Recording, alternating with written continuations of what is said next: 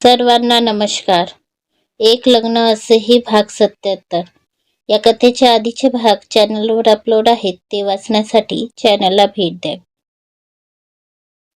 Nandini जयची engagement थाटामाटात पार पडली आणि आता त्या दोघांना सगळे बेस्ट विशेस देत होते. जय आणि नंदिनी सुद्धा स्माइल देत सगळ्यांना भेटत होते. वहिनी, तुम्ही रडत आहात? कावेरी आत्या सुजाता यांच्याजवळ येत म्हणाल्या, ज्या आता आपले ओले डोळे पुसत होत्या. नाही वंश वहिनी, अहो माझ्यापासून लपविता. तुम्ही जे अनुभवत आहात ते मला नाही समजणार तर कुणाला करणार? कावेरी आत्या मधूवर नजर टाकत म्हणाल्या.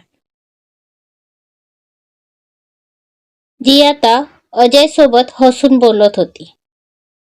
ते बघून त्यांचे सुद्धा डोळे हलकेच पाणावले. जान, मी आधीच सांगतो, माझ्या प्रिन्सेससाठी मी घरजावी करणार, पण तिला दूर जाऊ देणार नाही. शिव आपल्या हातातल्या प्रिन्सेसला बघत म्हणाला. जी आता त्याच्या शर्टच्या बटनाशी खेळत होती. तर गौरी मात्र आवासून बघू लागली आणि अचानक ती जोरात हसू लागली. जान, तू हसू नकोस, मी खरं बोलतोय. शिव गौरीला हसताना बघून म्हणाला. हसू नको तर काय करू अहो? आता कुठे ती 2-2.5 महिन्याची झाली आणि तुम्ही आतापासूनच तिच्या लग्नापर्यंत गेलात. आणि समजा तुमच्या प्रिन्सेसने एखादा राजकुमार स्वतः निवडला तर? तसं काही होणार नाही. तुम्ही तर असे म्हणत आहात जसे काही नेहमीच तिच्यावर लक्ष देऊन असाल. मग राहणारच आहे मी. तिचे स्कूल, तिचे फ्रेंड्स, ती काय करते काय नाही, सगळ्यांवर माझं बारीक लक्ष असेल, शिव म्हणाला. हे बोलताना तो खूप सिरियस दिसत होता. एक वेळ तर त्याच्या डोळ्यातला तो गंभीरपणा बघून गौरीलाच भीती वाटू लागली. तिला शिवमध्ये एक खूपच पॉझिटिव्ह डॅड दिसत होता. अहो, म्हणजे तुम्ही शिवला नजरकैद करणार का? अशाने तर ती सतत घाबरली राहणार. मग ती स्वावलंबी कशी होणार? जर तुम्ही तिची फ्रीडम काढून घेणार तर? पण जान, मी असं कधी म्हणालो मी तिची फ्रीडम काढून घेणार? म्हणजे नक्की काय म्हणायचं तरी काय आहे तुम्हाला? तुम्ही नेमके कसे वागणार आहात आपल्या शिवच्या बाबतीत? हा विचार करून माझं डोकं आता गरगरायला लागलं आहे. गौरी डोक्याला हात लावत बोलली. तू इतका विचार नको करूस. फक्त इतकं लक्षात घे, जे माझ्या प्रिन्सेससाठी बेस्ट असेल तेच करेल. तिला फ्रीडम सुद्धा देणार आणि तिच्यावर बारीक लक्ष सुद्धा असेल माझं. शिव आपल्या प्रिन्सेसचे गालगुच्चे घेत म्हणाला. तर त्याची प्रिन्सेस सुद्धा त्याला टुकूर टुकूर बघत होती. तर अंश सुद्धा जणू काही समजल्यासारखा सिरियस फेस करून होता. पटवर्धन वाडा. सगळे हॉलमधून वाड्यावर परतले होते.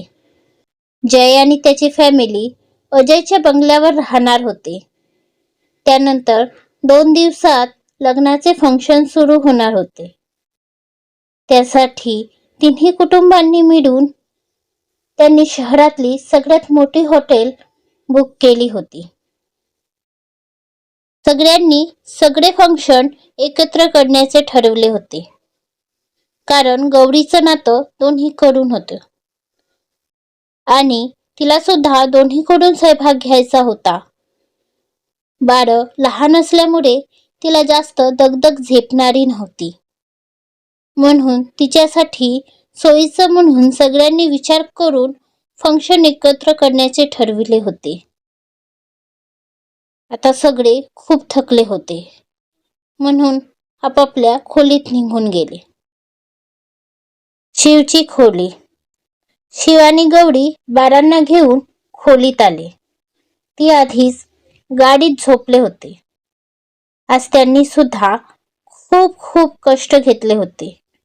अहो, म्हणजे प्रत्येकाच्या जवळ जाणं, त्यांना हा करून उत्तर देणं, सतत ओठांवर हसू ठेवून राहणं किती कठीण काम असते. आणि ती काम आज शिव आणि अंशने केली होती, म्हणून बिचारी पाखरं झोपली होती. गौरीने दोन्ही बाळांना व्यवस्थित झोपवलं. त्यांच्यावर पांघरून घालून त्यावर छोटीशी नेटजारी लावली. शिवने आधी गौरीला फ्रेश व्हायला पाठवलं आणि तो थोडा वेळ तिथे बेडवर बसून आपल्या पिल्ल्यांना बघत होता, जी आता झोपेत फार कोंडस दिसत होती. गौरी फ्रेश होऊन आली तसा शिव फ्रेश व्हायला निघून गेला. थोड्या वेळात तो सुद्धा साध्या लोअर आणि टी शर्ट मध्ये बाहेर आला. थकले असल्याने दोघांनाही लगेच झोप लागली. दुसऱ्या दिवशी वाड्यात खूप गडबड सुरू होती. मधू, नंदिनी, तुम्ही तुमचा नाश्ता आवरून घ्या. नंतर तुम्हाला ते काय म्हणता, पार्लरमध्ये सुद्धा जायचं आहे ना? कावेरी आत्या दोघींना म्हणाल्या. त्या दोघीही आता आपल्या मोबाईलमध्ये काही हेअरस्टाईलचे व्हिडिओ बघत बसल्या होत्या. हे खाऊन घे, सुजाता नाश्त्याची प्लेट समोर करत बोलल्या. तर त्या दोघीही आता मोबाईलमध्ये मान घालून बसल्या होत्या. अगं घ्या की ग, मग नेहमी नाही येणार आम्ही असे मागे लागायला, सुजाता म्हणाल्या. तसे दोघींचे हात थांबले आणि त्यांनी मानवर करून सुजाता आणि कावेरी आत्या यांना बघितलं. तर त्यांना बघून कावेरी आत्या आणि सुजाता यांना सुद्धा गहिवरून आलं. चौघींचेही डोळे आता पाणावले होते. एक अबोल पण खूप खूप खोल असे प्रेम आणि दुःख त्यात दडलं होतं. विरहाच्या दुःखाने चौघींचे डोळे भरून आले होते. आई, मधू आणि नंदिनी दोघींनी हाक मारली. तशी ती हाक सुजाता आणि कावेरी दोघांचेही हृदय चिरून गेले. कारण त्या हाकेत दुःख, वेदना, प्रेम सगळं भरलं होतं. ती हाक एका मुलीच्या हृदयातून आलेली आर्त हाक होती, जी आईच्या मनात खोलवर रुजून गेली. तशा कावेरी आत्या आणि सुजाता यांनी समोर होऊन आपल्या लेकींना कुशीत घेतलं. मधू आणि नंदिनी सुद्धा आपल्या आईच्या कुशीत शिरून रडत होत्या. त्यांचे हात आपल्या आईच्या कमरेवर विसावले होते, तर चेहरा त्यांच्या पोटात लपला होता. दूर उभे राजेंद्र आणि शेखर आपल्या मुलींना बघत होते. त्यांचे सुद्धा डोळे भरून आले होते. शेखर हे कालच विदेशातून सगळं काम संपवून आपल्या लेकीच्या लग्नाला आले होते, पण रात्री खूप उशीर झाल्याने त्यांची आणि मधूची भेट झाली नव्हती. म्हणून मधूसाठी शेखर यांचं सरप्राईज होतं. शोना, शेखर यांचा आवाज आला. तशी मधू कावेरी आत्याच्या बाजूला झाली. शोना, सगळं प्रेम फक्त आईला? शेखर पुन्हा बोलले. तर मधू त्यांचा आवाज ऐकून इकडे तिकडे बघू लागली. बाबा, ती हळूच बोलली. आई, हा आवाज बाबा. मधू तशाच भरल्या डोळ्यांनी कावेरी आत्याला बघून म्हणाली. तसं कावेरी आत्याने हसतच मान हलवली आणि त्या बाजूला झाल्या. तर त्यांच्या मागे शेखर हसत मधूला बघत होते. बाबा, मधू पुटपुटली. तसे शेखर यांनी आपले हात पसरवले आणि मधूला डोळ्यांनीच येण्याचा इशारा केला. तशी मधू बाबा म्हणून धावतच जाऊन शेखर यांना बिलगली. शेखर यांनी सुद्धा तिच्या भोवती आपल्या हातांचा वेढा घट्ट केला. जसं काही ती मिठी थोडी जरी सैल झाली तर त्यांची ही चिमणी उडून जाईल. खरं तर उडणारच होती ती लवकरच, म्हणून तिला शेवटचं आपल्या मिठीत कवटाळून घेत होते. शेखर यांचा आवाज ऐकून आतापर्यंत घरचे सगळेच हॉलमध्ये जमले होते. मला वाटलं आता सुद्धा तुम्ही नसणार. मधू त्यांच्या छातीत मान खुपसून म्हणाली. असा कसा नसणार?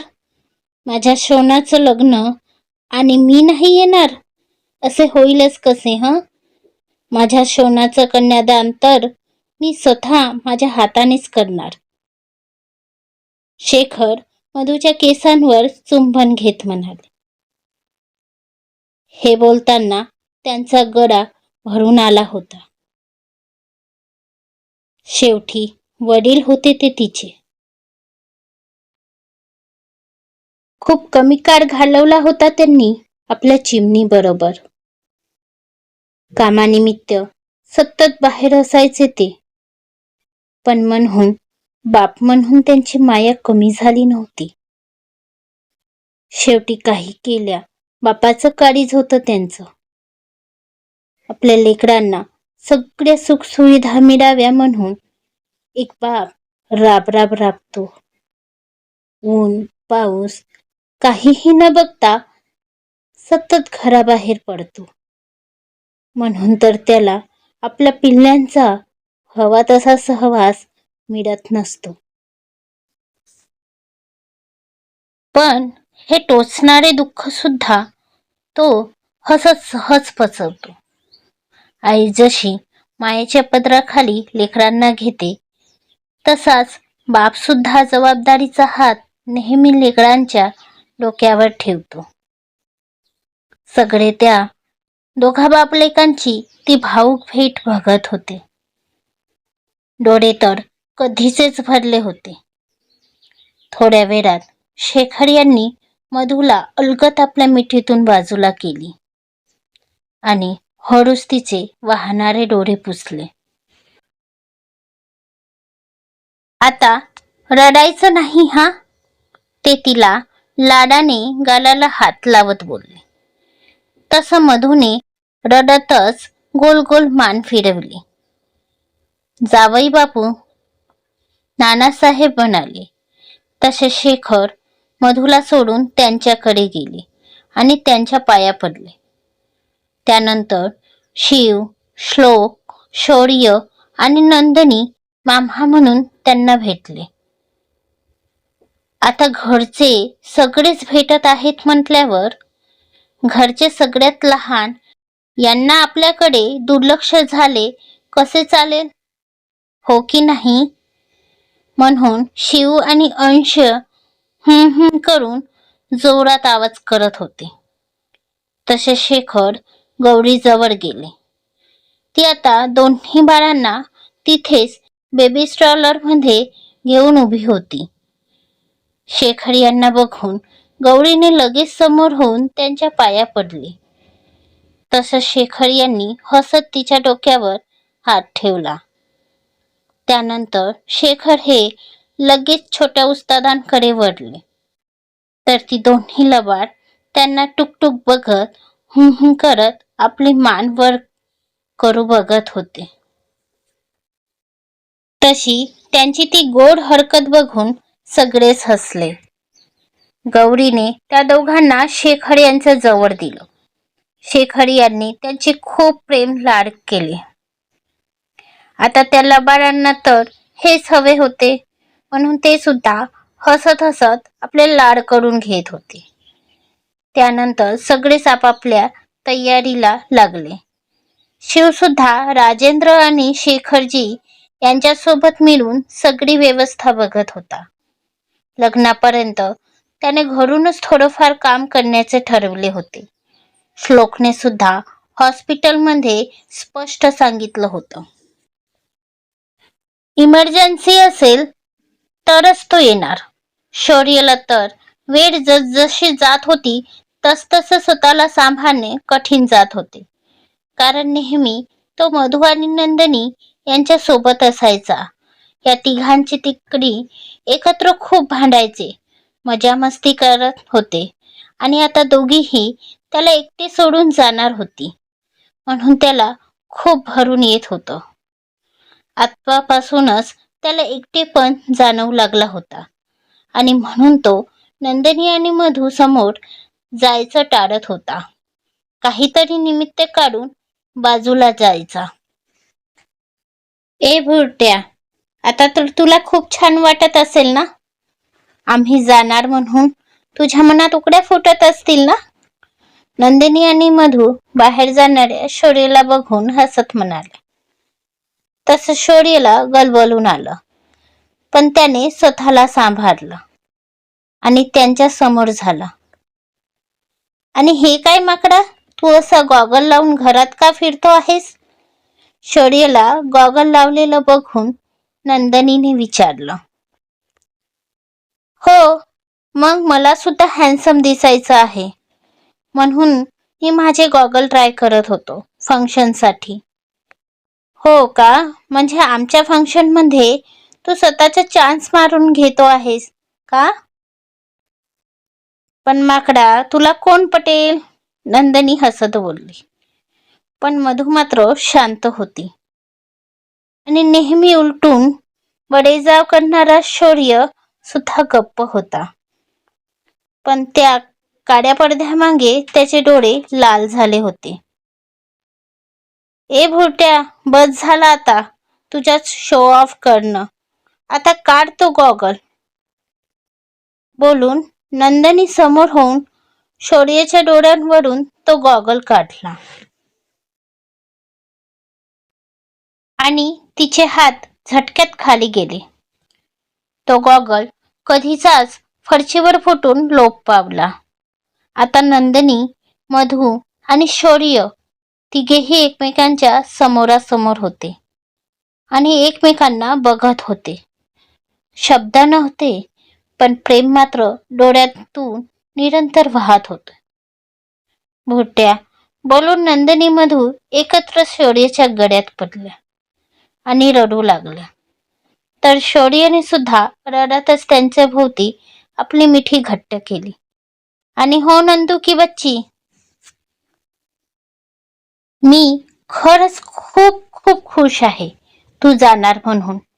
शौर्य थोडं हसत बोलला. तशी नंदिनी मानवर करून त्याला बघू लागली.